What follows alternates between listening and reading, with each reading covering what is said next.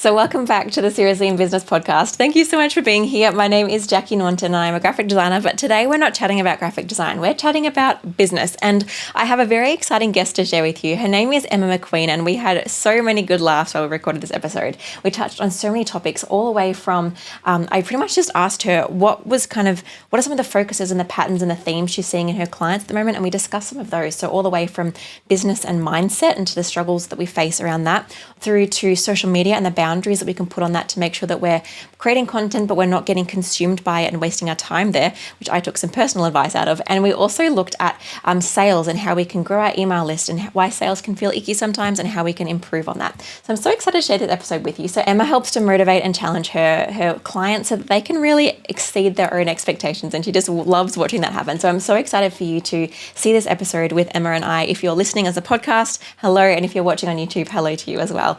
Let's dive into this episode with Emma.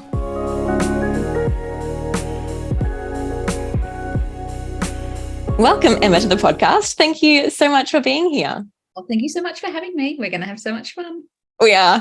Emma and I actually have the same photographer and the same branding photo shoot location. And like, there is like, if you haven't seen either of our branding photos, have a look and you will notice some similarities because it's such a gorgeous location. What did you love about it? Oh my goodness, I loved everything about it. First, I have to say though, Femims, she's our photographer. Femims, please go use her if you're especially from Melbourne. I just loved it. Was so retro, and for those listening, it's in Daylesford. It's called Sweet Retreat, and you can imagine it's just a bright and poppy and looks like you want to lick everything in the house. Yeah, that is an accurate demonstration. I mean, accurate description. And like even the ball pit and like the streamer wall and like there was Care Bears everywhere. It's just such a vibe. Such a vibe. It's amazing. The only thing for me was more lollies, but that's because I'm a sweet tooth. Oh, I'm such a sweet tooth too. I can totally understand that.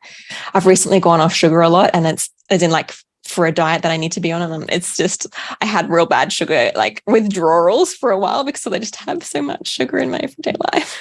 I'm actually going to go and get hypnotherapy for it. That's how bad it is.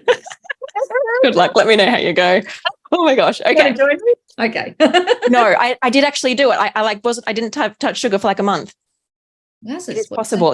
I just had a really good motivator. So yeah. Anyway, I would love to know, this is a question I ask all of my guests, is like, what is an average / ultimate day in life in your business? Like, I obviously see you on Instagram and I see like your business and the outward stuff, but like, what does everyday life kind of look like for you? How are you managing life in a business? I love this question. It's a great question. Do you know what? First, it starts with the night before, to be honest with you. I am a 8-hour sleep girl. Otherwise, I'm grumpy. Yeah. So I go to bed about 9:00 in the evening and I wake up in the morning before everyone gets up and I meditate. And I do that for about half an hour a day. I've been doing it for 4 years straight. So it's a lot of meditation, isn't it? Well done. The thing I love about it is I think as women, we wait until the end of the time to get any time to ourselves, and then we never get it, and then we get grumpy. And so I'm like, I'm going to flip that. So I do it first thing in the morning. So I meditate, and then I've got 3 children, but 2 are grown. So I've got a 9-year-old who gets up about 7:00, and we kind of get sorted. So 3 days a week I do drop off and pick up, and 2 days a week it's longer. And my hubby drops her and picks her up from before and after school care.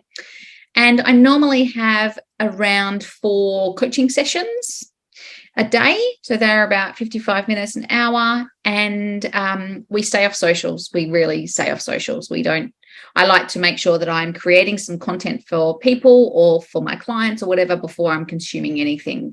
I think Marie Forleo said that. Anyway, it served me very well.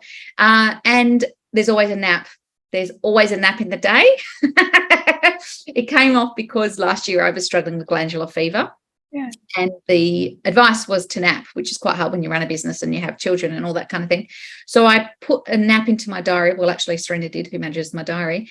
And every day I napped. And I've continued that because why wouldn't you? It's so good for productivity. So if I don't feel like a nap, I just lay down for like 10 minutes and just meditate or whatever. And that's kind of my ideal day. There you go. That's so cool. And I always love to ask, who cooks in your family? Not me. Yeah. Not your me. hubby? My hubby does all the cooking. Yep. I've got a Thermomix. So, I will cook if I have to, but I have chosen not to cook really. I mean, I but I'm good at sweets. I can do it well. Actually, I can do a good lamb roast, and I can do good sticky date puddings, and that's about it, right? But my husband does all the cooking, which is actually I feel very blessed about that. Nice. I grew up in a family where my dad did all the cooking, and it was amazing. Oh, okay, cool. Thank you for that insight. That was really, really. That was insightful. And I love that you started it from like 9 p.m. the night before, because people are always like, oh, I get up at like 3 o'clock in the morning. But I'm like, what time did you go to bed to be able to do that? And so I love being like 9 o'clock. That's how you get your 8 hours, and then you're up so much. No need to work like a crazy person, honestly. No, you need your sleep, people. Okay, so you have a lot of different programs and coaching, and you work with a lot of incredible women in business in your line of work. I wanted to ask you, like, what different themes have you been seeing coming up recently that people are maybe struggling with or thinking through or trying to work on in themselves or in their businesses that might be able to help some of my listeners? Oh my goodness, so many questions in that one question. I know, I'm sorry. Right. Yes, good question. I think, look, on socials, it would be remiss of me not to say that on socials, I'm watching a lot of businesses close down. And it's just gotten too hard for people, right? We had COVID, and then we had the year that wasn't COVID, but it kind of still was. And then, inflation hits and all that kind of stuff, and people are closing their doors. So we're seeing a bit of that. We're also seeing people needing more grit than normal, I think, to push through.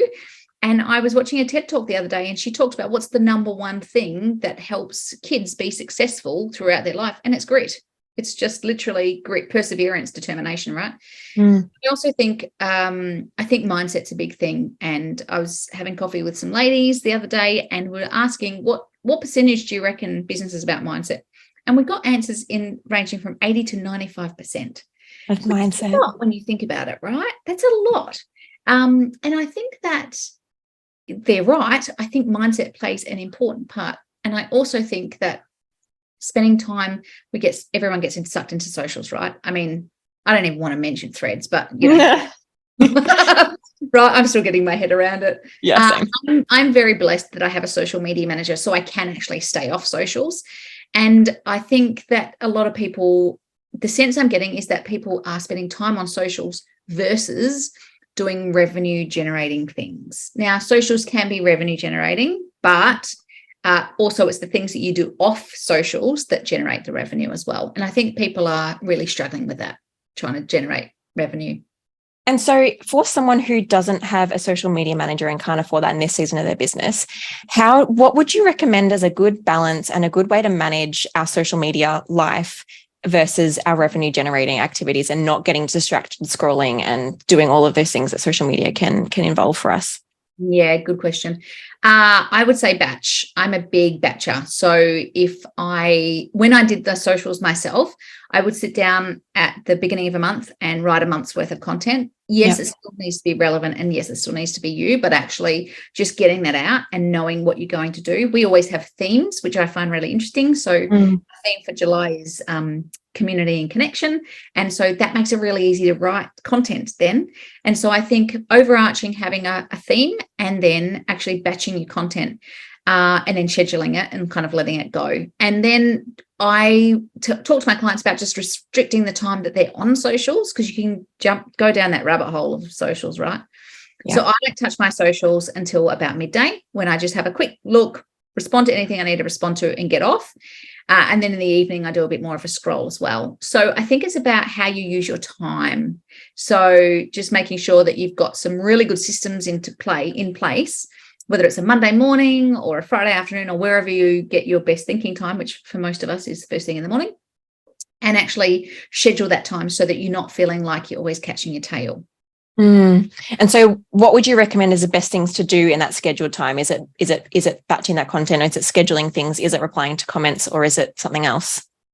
It depends on how you do it. So let's say you want to get content for a week, because I think a week is probably easy to break down, right? Yeah. So if it was me, I would go, how many times do I want to post? I might want to post 3 times static and some video. And I would kind of map it out and go, okay, so on a Monday morning, I'm going to spend 2 hours looking for images, writing my captions and my hashtags, and you have to get it done in those 2 hours. You just challenge yourself to get it done. And later in the day, I would go about scheduling it. And then in each of the day, I'd have half an hour where you're checking in on your DMs, making sure that you're responding to things, because there's nothing worse than posting and then buggering off. Not being there. Yeah. So I think it's just about committing to that 2 hours and having that meeting with yourself, which as women, we find really hard to do because we've got clients, we've got other priorities and bits and pieces, but you just got to kind of carve the time out to get that stuff done. Yeah. And I like that you kind of how you said that it's a challenge to like get it done in those 2 hours or whatever you kind of cap yourself for. I find myself like, oh, I didn't get it done, I'll just keep on going. And then it just ends up being an infinity amount of time. But yeah, doing that as a set time. And like 2 hours is like, whoa, you're spending 2 whole hours like doing a social media post a week. But it's like you're spending way more than that every single day if you're going in and doing it off the cuff anyway. So if you kind of get in that groove and plan that stuff out, it feels like a long time. Because like, for example, for me, my psyche, like I have a lot of trouble watching movies because everyone's like this. I have a lot of trouble watching a movie because I'm committing to like 2 hours worth of time, but I would much easier watch like 4 half-an-hour episodes or something because I'm like, it's only half an hour. And so committing to that 2 hours can be tricky, but in reality, we know that it's going to save us that time later. I used to, a little while ago, this is something I need to work on for myself. A little while ago, I tried to do that thing where I only check in like twice in the day, like I'll let myself like 15 minutes, have a quick scroll, have a quick see what messages and comments I need to reply to and do that twice a day. And I just couldn't keep up with it. And I don't know what it is. I think I feel like I'm needed there, or I need to respond to those messages straight away. Or even if there's no messages, I don't know what keeps calling me back to it. Sort of interesting. Dopamine hit, you mean? Right. So true. It's designed to get me there and it's working. Bang, bang, bang. Here's the thing though. I reckon time, most people say, I don't have enough time. Yeah. I would like to challenge them to say, why don't we change that word out and say it's not a priority? Because then you start to be like, holy dooly, where am I spending my time? But also time fills, whatever the time we give it, it will fill the container that it's in, right? So that's why I say limit yourself. I use Pomodoro method, which is 25 minutes on and 5 minutes off. So I'll do that 4 times to get my socials done. Yeah. Now that I've got a social media manager, it's a bit easier. We still do batch. I batch my videos and I do get them done when I'm having a nice hair day or whatever. Yeah, right. Yeah, because you need to use that. But I think the time will expand if you give it more, if it has the space to do so. That's why you kind of got to corral it. Otherwise, we spend so much time faffing about, don't we? And I'm a 50%er, like done's better than perfect. I don't even care. Same. Yeah. So if the 2 hours is up, I'm like, ding, the 2 hours is up. I did my best. It's going to have to be okay. I was just saying to Emma before this call, as of recording this, I'm about to go away for 2 nights with my husband for our first night away from our daughter, which will be very equally nervous as I am excited to just have some time away. And I've just finished a big launch of my business. So I'm hoping to just take this time to reset and then come back in and be right as rain. So I'm thinking of using this time to reset my social media habits. And when I come back, let's go for that couple times a day and scheduling again, because I find it really hard to schedule content during a launch because I want to be quite organic with it. But afterwards, I'm like, I can do this. I can go back to scheduling and doing the thing. So thank you for that inspiration. I'm going to give it a shot myself. Just make sure you write it down, like what the things you're going to do, because it's really easy to say it, but then you're like, what am I actually going to do that's different? And you might have to do 2 lists, right? What am I doing now versus what am I going to do differently? And then you just create the habit and then your habit stack it and it's beautiful and it will work lovely. Yeah. Yep. Thank you for that tip. I love that. So if you're listening or watching this, feel free to message me or comment and say, Jackie, how's that social media overhaul going? Because by the time this comes out, I will have been doing it for 2 days. So please. 2 days, oh bless. Please keep me accountable. Oh my goodness. It's messaging you next week going, how's it going? Yeah. And I'll be like, don't message me. I'll just won't reply. I'll be like, oh, who's Jackie? I'm not here right now. It's not my time. It's not my social media time. I can't respond. No, I can't reply. I'm just not on social media anymore. Actually, I just gave it all up. It's gone. That's how I feel about Threads, just Squally. I also feel the same. This is an honest thought of this. Like I've posted a couple times on there and I posted a really great post and people replied and it was really great replies. And I was like, I do not have the emotional capacity to deal with another place that I have to reply to people. It's like I love replying to my best friends, but I still don't want to like there's too many things going on in my brain to have another spot to feel like I need to reply to people, even though I generally would love to have a conversation with them. Doing the messaging replying is not my jam. So I'm not sure if that's going to change for me. But 2 million users. It's not going to go away, is it? Unfortunately. Anyway, I think you always need to decide. Like I jumped on because Beck made me. She's my social media manager. She's like, you have to do. I'm like, no. Anyway, anyone that was following my socials last week saw my contact and my text back to her. Anyway, she sent me a lovely voice note, and I said, fine, I'm going to do it. So that's been interesting. But I'm just playing lightly with it at the moment because we weren't even on Twitter, so it doesn't really matter that much. Right? Yeah. That's so true. Yeah. Very unfiltered. It'll be interesting to see what happens next. It will be very, very, very interesting to see what happens next. Cool. Okay. So the next question I have for you, for those of you wondering why we're laughing, is because I just had a call come in and like we're just trying to work out how on earth we start again, but we're going to go straight in. So the other thing you mentioned that your audience and people in your sphere have been talking about recently is mindset. And you mentioned how some people said that they said that mindset can be like a 40 or 50%, like no, not 40, 50%, 90% impact, or like compared to strategy or anything else in our businesses, mindset they find the most important thing. Could you extend on why you think that is? Yeah, for sure.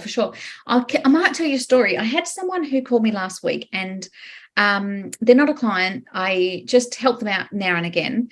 And we had a chat. She said, I just want to pick your brain for 5 minutes. It's never 5 minutes, but okay, cool. So we're on the phone for about 20 minutes and we're talking about a few different bits and pieces. Anyway, I just said to her, I think you need to reframe this. I think you need to think about this differently. I think you need to do A, B, and C. And I think you need to think about what you're putting out there, et cetera, et cetera. Anyway, she came back to me after. She said, I don't know what happened. I don't know about your vibe or whatever, but I've had this, and this amazing things happen since I spoke to you. Now, I would love to claim it as a coach, really would, but it's actually about reframing your brain. And it's about almost that, I don't want to say positivity because that can be toxic, but it's about knowing things will work out okay. I mean, I am a complete optimist. So I'm like, oh, it'll all work out. It'll all be fine. And even if it doesn't work out, that'll also be fine. That's fine. But I think people really have to manage their mindset. I think we get pulled down with the news and with TV and with gossip and all that kind of crap. And you really have to just not get pulled into that, because I think it's easy to get pulled in. And I also think it's easy to get pulled into comparisonitis on social media. You know, I'm not doing as well as that person. They're just the highlight reels, man. That's all they are.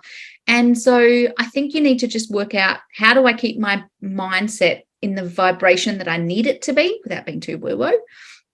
And how do I make sure that I feed my brain the right things? So I don't watch the news. I actually don't watch television. I would rather be working or reading a book. I fill my brain quite deliberately I read a book a week.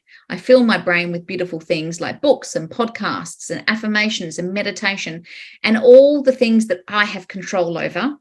And yes, there's sad things that happen. More than ever, there's always some stuff that's going down for people in people's lives. But if you've got the mindset that everything is workoutable, I feel like then you've got a better chance at making it in business than not. Would be Yeah. I agree. And there's like so many times that I was like, oh, I just need to do this strategy better, or I need to fix this, or I need to change this. But often I think so much of it does start in our mindset of like, do you really believe this is going to succeed? Or do you really believe in yourself to actually like if I'm trying to sell a product or an offering, if I don't believe in it or don't think that it's going to be the most helpful thing for my clients, and that's going to be like so easily seen by people that I'm marketing to, they're going to tell that I don't believe in it, let alone just me not believing in the success of it and then wanting to draw in that success. Like if I just go in and say, oh, I'm not really going to sell anything anyway, you might sell some things, like that's still a possibility, but you're sure as heck not going to sell probably in anywhere near as much as if you're going and saying, this is going to be a success. I'm going to give this my all. And if it doesn't work out, that's okay. We'll be fine. I'll work out something different. I'm a business owner. Like we're always shifting and pivoting and trying new things. Like before this call, Emma and I were talking about different ways and things that we're implementing in our businesses, because I tried this one thing and that worked well, but I could have worked it better. So I'll shift it. Or that launch didn't go very well. I'll try it a bit differently next time. And there's always this like, I can change, I can adapt, I have grit, I have like this ability to grow and evolve, and it's not all just set in stone and I'm not a failure. Totally. And I also think the first sale is always to yourself, right? If you're not convicted about the program or the service or the product that you're selling, no one else is going to be. So get convicted. And if you're not convicted, then work out how to stack more value into it. So when I talk about, I run a masterclass called Create Your Offer, which is about who's your target market, what's your offer, what's your message, etc. Get crystal clear on what that is, and then figure out if you love it or not. And if you love it, go sell it, because it won't be hard to sell. If you hate it, then ditch it and start again. We got to be clear about our offer, but we also have to be convicted that people need this and want to buy it. And I think the first sale is always to yourself, isn't it? Yeah, 100% agree. Because I think if we're not feeling that conviction, then that's when it becomes like, people talk about icky sales. It becomes really icky when you're trying to sell something that you're like, I don't really know if this is going to help people. And sometimes you might even need to find yourself proof. Like if you're about to start like a program or a coaching, then ask a friend to be a part of it and see it and watch it work for them. And then you can kind of see that it's kind of like, actually, look, that really helped them. Like some of the times when I'm getting nervous about I'm like, does this really help people? I just look at the testimonials and think, I've watched this help 50 people so far. Why do I think this isn't going to work so far? Like, why would this not work again? Yeah. And remind yourself of that proof over again, because mindset is always going to be a little bit shaky. If we're not making sales, or if we're not having a good day, or if we're in a bad season of our cycle, then we're going to be having those doubts. And so it's about, like, I was reminding a friend yesterday, I was like, look at the data on this. Like, look at the previous, like, when you put that offer out, like, she was really nervous about putting out a new offer. She's like, once you get it out of your head and into the world, then it gets really scary. And what if people think this or that? I'm like, you've already put one of your offers out into the world. And how did that go? And she's like, it went really well. And people supported me and they were really encouraging. I was like, why would that be different this next time? Why would that be next time? I think when we're talking about mindset as well, I think a lot of women don't love selling. And they don't love selling because it's awkward and it's icky and it's all those kind of things. And I ran a masterclass yesterday on sales. And what I will say is that if we can reframe our brains and go, actually, we're providing a service, we're not selling, then I feel like you've got a better chance of having a proper conversation with someone about whatever your service is. And it's super simple to go, hey, I just want to talk to you about what I've got on offer at the moment. Or I've been thinking about you and I thought this might help. Just want to talk to you about it. Instead of, if we have a coffee and then you sit there having a coffee and then you try and bring up this offer, and then it's what I call a really unclean conversation, because you move into that awkward Amway salesperson kind of role, versus going, hey, I've got this thing, I want to talk to you about it, can we have a chat? That's simple. And especially if you are convicted about the thing you've got, and also that you're in service to the actual person sitting in front of you, then sales doesn't have to be icky and it doesn't have to be awkward. Yeah, I totally agree with that. Do you have, while we're on topic of sales, do you have any other tips around sales that you find people kind of need to hear? Do you know what? I love sales so much. But I like the relationship, right? So I am all about the relationship. There's two schools of thought. I don't do cold calling. I would not recommend cold calling. I hate cold calling. I just think cold calling is I don't like it personally, and I don't like it happening to me, and I don't like it when I watch people do it, right? So let's just park that. So I would rather nurture a relationship through socials or in real life or whatever, and then develop relationships. And when people need you, they'll need you, as long as they know what you've got. I mean, there's no point being the world's biggest kept secret, because no one will know about whatever services you've got. So I think it's about, for me, it was about, I had this whole, maybe this story will be useful. When I started in business, so 6 years ago, I had this narrative in my head that I couldn't sell. I had come from a recruitment background, and my boss over and over had said she's hopeless at selling, right? So when I started my own business, I'm like, well, I need to work out how I can sell, because if I can't work out how to sell, then, I've got no chance of being a business. Because that's the job of being a CEO, right? You have to sell. That's just as it is. Anyway, so I finished at where I was working on the 30th of November, and I hit the pavement on the 1st of December for 3 weeks. And I had cups of tea and coffee with all my LinkedIn contacts. So I had 3 or 4 coffees a day for 3 weeks. Wow. Right?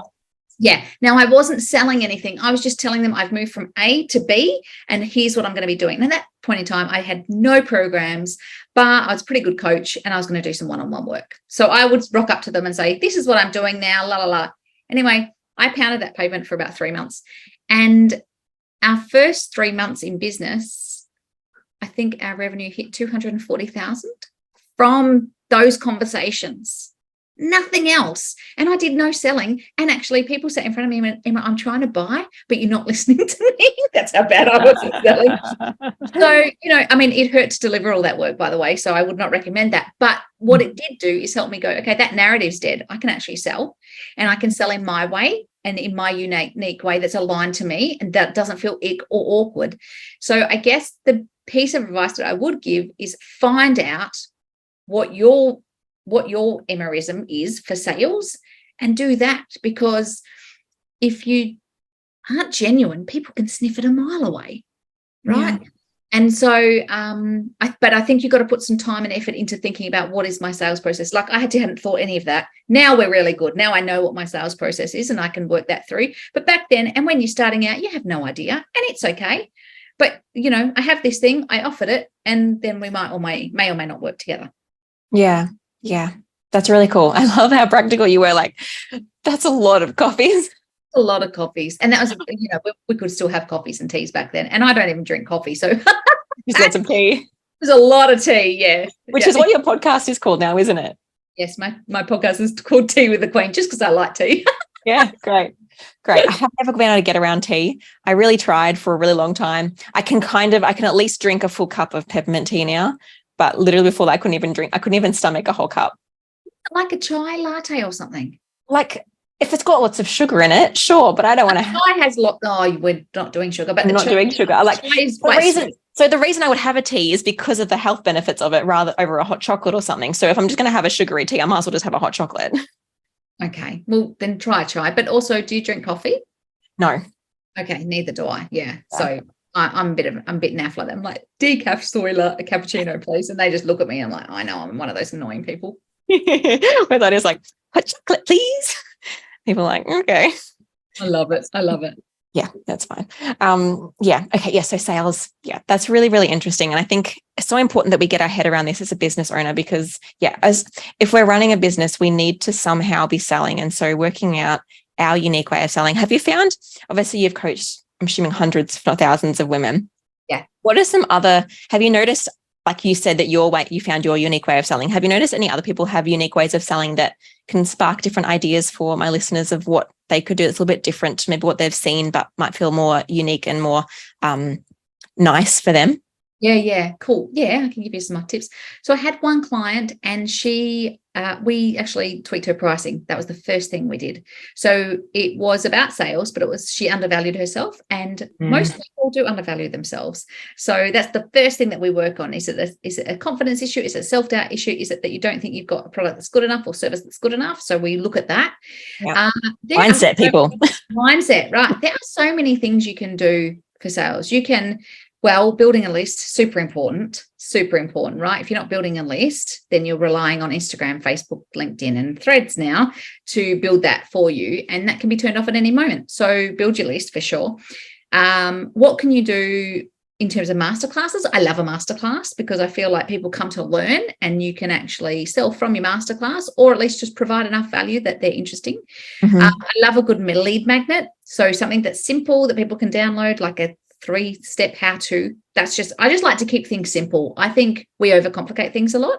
Yeah.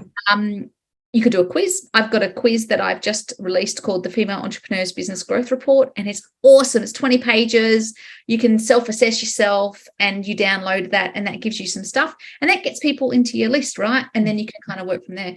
I think we don't give enough credit to our list, because I don't know about you, Jackie. I don't know how big your list is, but I don't have a massive list, maybe 5,000 people or something.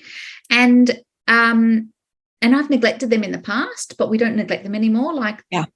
Build your list, because that's where people want to hear from you, and that's where they get the value. I think the other thing is I love doing clarity calls, just for people to check out who I am and what I do and all that kind of stuff. And so there are so many things that we can do as a small business to show our visibility, to show up. You can go on lives, you can collaborate with people, like all those different things that bring about a different audience, because at the end of the day, we need to be showing up in different spaces so that we can have the broadest network possible.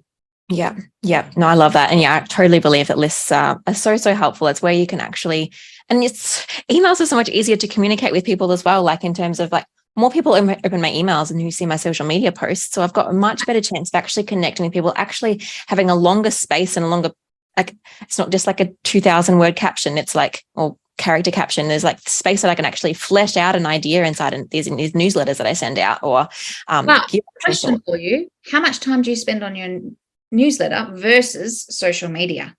Because I reckon there's a correlation between we spend so much time focused on our social media and not enough time, I find with my clients, not enough time focused on our email list and what we're really trying to say to that email list. What do you reckon? I've recently, probably in the last 2 years, really put a lot of effort into my newsletters. So they take me at least maybe 2 or 3 hours to fully create, and I send them every second week. So there's probably a lot of time going into there, but I totally agree with you. Like, it's such a great question to ask, especially if you've got, like, obviously if you're just starting out and you've got 100 followers on Instagram and 0 people on your email list, like, this isn't relevant for you. But if you have actually started growing your email list, yes, so many people just neglect. They've spent all this time building up the email list, and then they're not actually keeping that connection. And so every now and then I'll get an email from someone that I signed up to a thing for like a year ago. I'm like, I have no idea who you are because you haven't kept on keeping in my world. Like, I might have got like an automated email sequence the week after I downloaded a freebie, but beyond that, like, I don't hear from them unless they've got an offer. I'm like, can you give me some more stuff between your offers? Like, can I just get fed a little bit before you like try to take all my money? I know. It's just that people that use it as their sales email cracks me up. There's so many other things you can do to build a list. I had no one on my list at all. And I had like 500 people on LinkedIn. And 5 years later, we've actively worked on that. I think we've got like 10,000 connections on LinkedIn now. Wow. Not something that I push into. That takes concerted effort, right? You don't just get to do that. And I think if you can add value to your list, like, what are the things that people want to hear about you from? And what value can you add? How can you let them know about things that are happening? You know, what else? Like, we sent a newsletter out this morning and it was about the power of networking, because, Jackie, you know what? People don't love networking so much. And that's fine. I get that. And networking can be ick, but my networking is not. And I don't even call it networking. We call it connection, because it should be about connecting with people, about just networking and handing over a business card. As soon as I see people handing over a business card, I think to myself, back away real quick. I don't want to talk to you. Please stay away. Yeah. Yep. Okay. So we've got, what would you then recommend are some ways then we can build our email list, especially for those of us that are starting out? So obviously we've got lead magnets is a great way, a free quiz that you mentioned. Is there any other little hacks that you've seen to building an email list if we're kind of starting out? Well, I've seen lots of hacks. I think, current clients, because if they're a current client, they will hear from you. And like, when I was starting out, I totally forgot about all of like say I had 100 design clients already. I'm like, none of them were on my email list. Why would I not put them on my email list, or at least ask, do you want to join my email list? Here is a link. And I think I did that eventually. I was like, well, that was an easy one. Yeah, I think we've got the whole term list, I think, has got a bad rap now, though, don't you reckon? Like, go on my newsletter list, it sounds all a bit boring. Sure, yeah, you don't want to say it like that. You've got to all about that, giving that value. Like, whenever I speak my list, it's always in like, you'll get letters from a designer, which is going to get you like my thoughts from this week, a font from the week, and a template from the week, and like up to date with all of these amazing tutorials that you can watch, and like all of these things, like there's value in it for people. Yeah, you got to make it valuable. That's the trick, right? I think when I first started, I did a lot of different things. I basically just said to people, do you want to go on my list? And that was yes or no. I started doing tips and different bits and pieces, lots of giveaways, downloadables, PDFs, all that kind of stuff, things that people really needed just to add to my list. And these are no money costs, right? You can create a downloadable on Canva or whatever it is. Mm-hmm. And you can pop it into, I know you love Canva, and you can, I don't love Canva. I don't love design. It's all right. You got people that do on your team, so you're all good. I need you. But I think it's not hard. We just have to have a bit of a plan in place. And I think the word strategy gets bandied around a bit, and everyone's like, what the heck is strategy, right? Literally, it's just a plan. Like, if you wrote down 100 ways to build your list on a blank piece of paper, you would come up with some really cool things on how you would build your list. It's not that hard, right? Whereas I think people overthink it and think, oh, what if they don't do this? And what if they, who cares, right? Just try some things, see what works and see what doesn't work.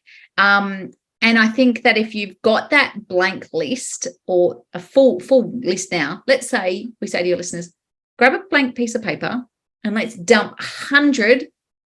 No, let's dump 20 for the benefit of this podcast. Jackie, let's you and I do it. Okay, so let's dump 20. Let's think of 10 things each. You ready? Okay. Oh my gosh, hold on. I haven't got a pen out. Oh, you don't even need a pen. I'm just going to put it on my hand. Okay, gosh, okay, go. All right, downloadable. Yep. Quiz, yes. How to, we'll call it a how to, which is still downloadable, but yeah, but you're getting more specific with that. Case study. What was that one? Case study. Oh yes, case study. Yep. Like a how I did this, like how I did this launch kind of thing. Yep. A checklist. Oh, checklist is good. Yep. Yeah. Like a Canva template for me. Yeah, beautiful Canva template. Mine would be tips on how to build more money, increase results, etc., etc. Yep. Giveaway. Yeah, I haven't done many giveaways, but love a good giveaway. Okay, that's 10. Let's see if we can get all right, another 10. Gee whiz. Like a video series. Yes, a challenge, a masterclass. We're just saying different names for slightly different short forms of video. Yep. What about something to entice people to join your newsletter? So maybe a call with you, or something that helps with clarity. Yep, clarity call. Yep. You could do like if you do this, then you'll win this thing, which is I guess it's kind of like a giveaway, but you could do it more like everyone who joins this will get this prize or a coffee voucher or something. Half pay for them, half not. Yeah. Share with a friend something. Share with a friend, refer a friend, connect with a friend, send a referral. like even like at the bottom of so many newsletters that I get, like I'm not sure if you've subscribed to the Atomic Habits guy, James Clear, but he sends an email every Friday. That's so cool. And at the bottom of his email, he's like, did you enjoy this? Send this to a friend. And it's like just so simple of like, just getting people like sometimes like would forward that email to my mum and say, oh, have you read his latest quote? And it's like, oh, cool, great. There you go, new subscriber. There you go. That's 20. Yeah. I mean, some people might go, oh, you cheated because we just did that off the cuff, everyone. So, sorry about that. But at least gives you 10 ideas for your list. Exactly. You're welcome. Try doing those 10 in the next 2 months or so and watch your list grow. Right. Oh, I can't wait. If you do that, just take all those tips. Can you please pop it in the comments so we know? Yeah, please let us know that you've done that, because we just want to cheer you on. That'd be so cool. Yeah. All right. I think that's been some good stuff. So let's wrap us up. How can people like get in touch with you or be in your world or learn from you, Emma? Man, well, we do loads of content. So follow us on, not Threads. I mean, you can, but follow us on Instagram, which is Emma Armour Queen. And then we've got a shiny new website, Emma. Which I checked out today and it looks very nice. I was like, it's clean, it's crisp, it's personality packed, it works well. I was like, I'm enjoying this. Thank you. Big shout out to Digital Services Lab, Belle and Mike. They did that. They were amazing. And then we do lots of free content. So I have a list. So if you would like to join my list, just jump on it. That's funny. Here we go. That's a new one. Promote on a podcast. And I wrote a blog every fortnight, and we have we've got a podcast called Tea with the Queen. Heaps of free content for people and valuable content for people. And jump into my DMs because I love seeing new people. And if you want to kick something around, we do a clarity call, which is like 30 minutes to get something done.